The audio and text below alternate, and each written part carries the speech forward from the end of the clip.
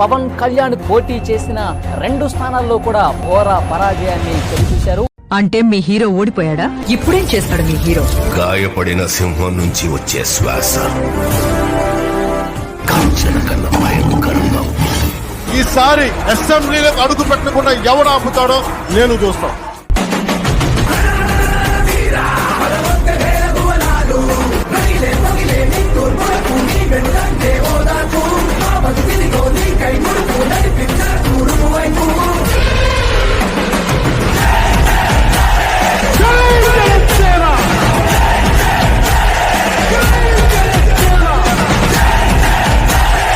మనల్ని ఎవడు రాయలేదు కదా.